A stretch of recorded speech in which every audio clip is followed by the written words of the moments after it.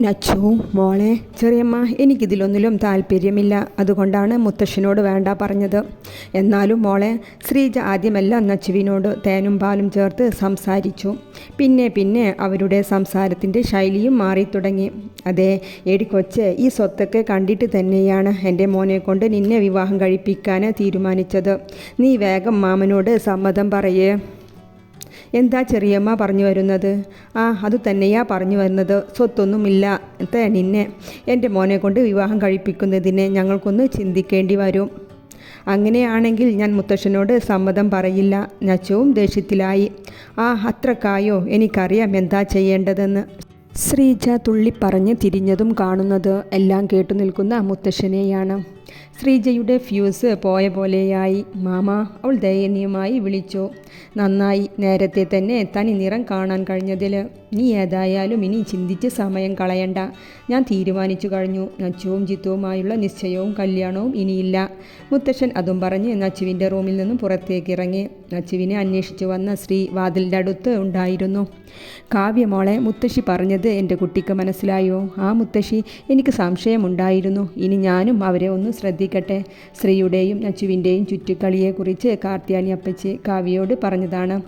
രാത്രി എല്ലാവരും ഹാളിൽ ഇരിക്കുമ്പോഴാണ് മുത്തശ്ശൻ അങ്ങോട്ട് വന്നത്. കാവ്യമോളുടെയും ശ്രീയുടെയും നിശ്ചയം അങ്ങ് നടത്താം.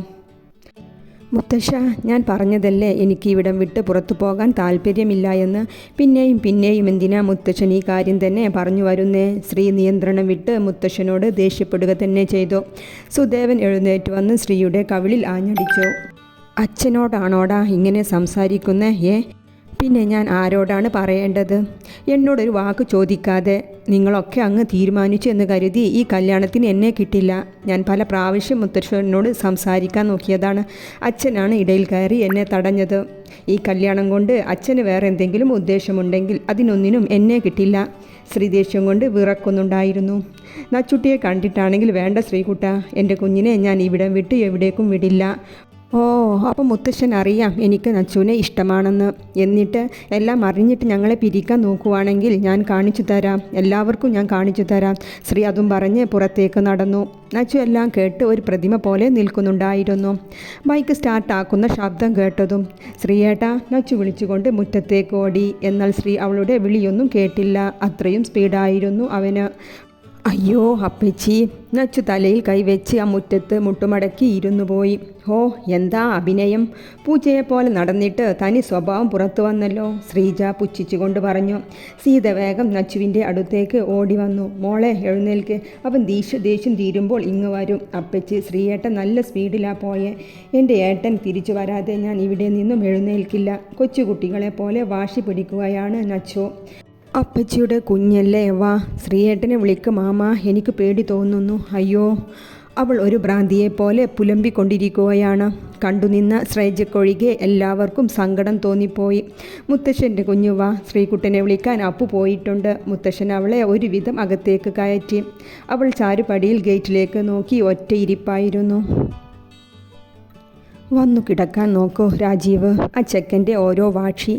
ഒന്ന് പറഞ്ഞാൽ രണ്ടാമത്തേതിന് വീട്ടിൽ നിന്നും ഇറങ്ങിപ്പോകലാണ് പണി. ശ്രീജ പറഞ്ഞുകൊണ്ട് റൂമിലേക്ക് നടന്നു. സീതയും സുദേവനും നച്ചുവിനെ നോക്കി ചാരുപടിയിൽ ഇരിക്കുന്നുണ്ട്. മുത്തശ്ശൻ ഹാളിലെ നീളൻ കസേരയിൽ കിടന്ന് ആലോചനയിലാണ്. കാർത്യാനി അപ്പച്ചിയും മറ്റുള്ളവരും ഉറങ്ങാനായി പോയി. രാത്രി 12 മണിക്കായി. മോളെ, ഇനി ഇങ്ങനെ ഇരിക്കല്ലേ, അവൻ അപ്പുവിൻ്റെ റൂമിൽ ഉണ്ടാകും. ഇല്ല അപ്പച്ചി, എൻ്റെ ശ്രീയേട്ടൻ ഞാൻ വിളിച്ചാൽ ഫോൺ എടുക്കാതിരിക്കില്ല. ഞാൻ ഇതുവരെ വിളിച്ചിട്ടും ഫോൺ എടുത്തില്ലല്ലോ. എനിക്കെന്തോ പേടി തോന്നുന്നു അപ്പച്ചി. അവൾ അവരെ കെട്ടിപ്പിടിച്ച് കരയുകയാണ്. മോളെ, അച്ഛൻ ആ ഇരിപ്പ് തുടങ്ങിയിട്ട് മണിക്കൂറുകളായില്ലേ. മാമിൻ്റെ മോള് അകത്തേക്ക് കയറ്. മുത്തശ്ശന് വയ്യാണ്ടാവൂട്ടോ ഉറക്കമൊഴിച്ചാൽ. നച്ചു മുത്തശ്ശൻ ഇരിക്കുന്നിടത്തേക്ക് നോക്കി. പിന്നെ മെല്ലെ എഴുന്നേറ്റ് മുത്തശ്ശൻ്റെ അടുത്തേക്ക് നടന്നു. മുത്തശ്ശൻ്റെ കസേരയ്ക്ക് താഴെ ഇരുന്ന് അവരുടെ മടിയിലേക്ക് തല ചായ്ച്ചു വെച്ചു. മുത്തശ്ശനും ഒന്നും മിണ്ടാതെ അവളുടെ തലയിൽ തലോടിക്കൊണ്ടിരുന്നു. മുത്തശ്ശ, എൻ്റെ അച്ഛനും അമ്മയും ഒരു രാത്രിയാണ് ഈ ലോകത്തുനിന്ന് പോയത്. അന്നു മുതൽ എൻ്റെ കൂട്ടാണ് എൻ്റെ ശ്രീയേട്ടൻ. എന്നോ തോന്നി തുടങ്ങിയതാണ് മുത്തശ്ശ. ഏട്ടൻ്റെ സങ്കടം കാണാൻ കഴിയാത്തത് കൊണ്ടാ ഇന്നുവരെ ഏട്ടന് കൂട്ടായി ഓരോന്നും ചെയ്തത്. പുറത്തേക്ക് പോകാനാണ് ആഗ്രഹം എന്ന് പറഞ്ഞപ്പോൾ എൻ്റെ മോഹത്തെ ഞാൻ എൻ്റെ ഉള്ളിൽ ഒതുക്കി. ഏട്ടൻ സന്തോഷിക്കട്ടെ എന്ന് കരുതി.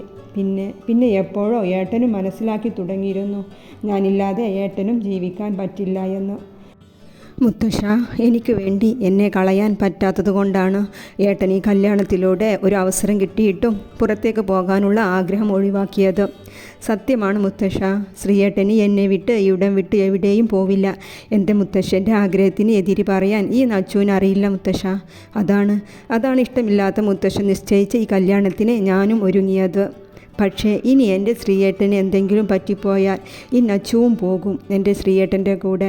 എൻ്റെ ഏട്ടനില്ലാതെ ഇനി ജീവിക്കാൻ പറ്റില്ല മുത്തശ്ശ. മുത്തശ്ശൻ്റെ മടിയിൽ തല ചായ്ച്ചു കിടന്നിരുന്ന നച്ചു പറഞ്ഞു കഴിഞ്ഞപ്പോഴേക്കും മുത്തശ്ശൻ്റെ കാലിൽ വീണ് കരഞ്ഞിരുന്നു. അയ്യോ എൻ്റെ കുഞ്ഞ്, എന്താ ഈ ചെയ്യുന്നേ? മുത്തശ്ശൻ പിടഞ്ഞെഴുന്നേൽക്കാൻ നോക്കി. സുദേവ, മോളെ പിടിച്ചു മാറ്റ്. ഈശ്വര, ഞാൻ എന്തൊരു പാപിയാണ്. എൻ്റെ മക്കളുടെ മനസ്സ് കാണാത്ത മഹാപാപി. മുത്തശ്ശൻ മുഖം പൊത്തി ഇരുന്നു പോയി. അച്ഛാ, ഇങ്ങനെ സങ്കടപ്പെടല്ലേ, വയ്യാണ്ടാകും. സീത മുത്തശ്ശന് കുടിക്കാനുള്ള വെള്ളം എടുത്തു കൊടുത്തു. സുദേവൻ നച്ചുവിനെ പിടിച്ച് എഴുന്നേൽപ്പിച്ച് മോള് പോയി കിടക്കൂ. അപ്പുവിൻ്റെ റൂമിലുണ്ടാകും അവന്. രാവിലെ നമുക്ക് പോയി അവനെ കൂട്ടിക്കൊണ്ടുവരാം. മാമൻ്റെ മോള് സമാധാനമായി പോയി കിടക്ക്. ഒരുവിധം നച്ചുവിനെ ഉറങ്ങാൻ പറഞ്ഞയച്ചു. മുത്തശ്ശനും റൂമിലേക്ക് നടന്നു. സീതയും സുദേവനും ഹാളിൽ സോഫയിൽ ഇരിക്കുകയാണ്. എന്തിനായിരുന്നു സീത ഇതിൻ്റെ ഒക്കെ ആവശ്യം അല്ലേ? എൻ്റെ മക്കൾ ഒരുപാട് ഉരുകിയിട്ടുണ്ടാകും. എൻ്റെയും അതിമോഹമായിരുന്നു.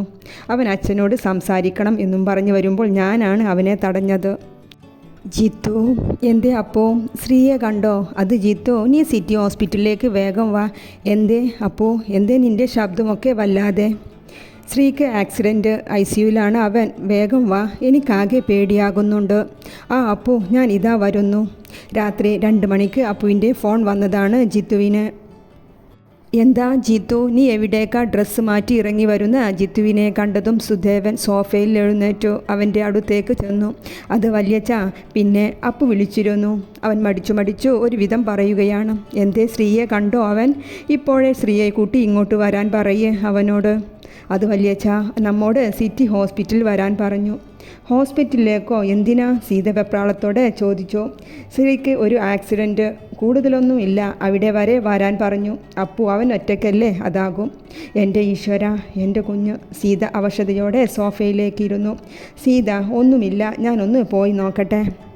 നച്ചുവിനെയും അച്ഛനെയും ഒന്നും അറിയിക്കേണ്ട കേട്ടോ. ദേവേട്ടാ, ഞാനും കൂടെ വരാം എൻ്റെ മോന്. ഒന്നുമില്ല വല്യമ്മ, ഇവിടെ വല്യമ്മയെ കണ്ടില്ലെങ്കിൽ നച്ചു മുത്തശ്ശനും സംശയിക്കും. ഞങ്ങൾ ഹോസ്പിറ്റലിൽ എത്തിയിട്ട് വിവരം അറിയിക്കാം. സുദേവൻ ഡ്രസ് മാറ്റി ഇറങ്ങി ജിത്തുവിൻ്റെ കൂടെ ഹോസ്പിറ്റലിലേക്ക് പോയി. സീത ഒരു ആശ്വാസത്തിനായി നച്ചുവിൻ്റെ റൂമിലേക്ക് വന്നതാണ്. അവൾ ഫോണിൽ ശ്രീയെ വിളിച്ചുകൊണ്ടിരിക്കുന്നതാണ് സീത കാണുന്നത്. സീതയുടെ ഉള്ളം വിങ്ങിപ്പോയി. മോളെ, അപ്പച്ചിയുടെ കുഞ്ഞ് ഉറങ്ങിയില്ലേ? നച്ചു ഫോണിൽ നിന്നും മുഖമുയർത്തി അപ്പച്ചിയെ നോക്കി. ശ്രീയേട്ടൻ ഫോൺ എടുക്കുന്നില്ല അപ്പച്ചി, ഫുൾ റിങ് ചെയ്ത് കട്ടാവുക. അല്ലെങ്കിലും ശ്രീയേട്ടൻ ഇങ്ങനെയാ, എന്ത് ദേഷ്യം വന്നാലും ആദ്യം എന്നോട് പിണങ്ങും. അവൾ മുഖം വീർപ്പിച്ചുകൊണ്ട് പറയുകയാണ്. ഇനി പിണക്കമൊക്കെ മാറി എൻ്റെ അടുത്ത് വരട്ടെ, ഞാനും മിണ്ടില്ല. ഒരാഴ്ച ഞാനും മിണ്ടില്ല കേട്ടോ അപ്പച്ചി. എൻ്റെ മോൾ ഒന്ന് കിടന്നുറങ്ങ്. ആകെ എന്ത് കോലമായിരിക്കുന്നു ഈ ഒരൊറ്റ ദിവസം കൊണ്ട്. ടേബിളിലുള്ള വെള്ളം ഗ്ലാസ്സിലേക്ക് ഒഴിച്ച് അവൾക്ക് നൽകി. അവളത് ആർത്തിയോടെ കുടിച്ചു. ഈ നേരം അത്രയും ഒരു തുള്ളി വെള്ളം കുടിച്ചില്ലേ എൻ്റെ മോള്? സീത അവളെ കിടത്തി പുതപ്പിച്ച് കൊടുത്തു.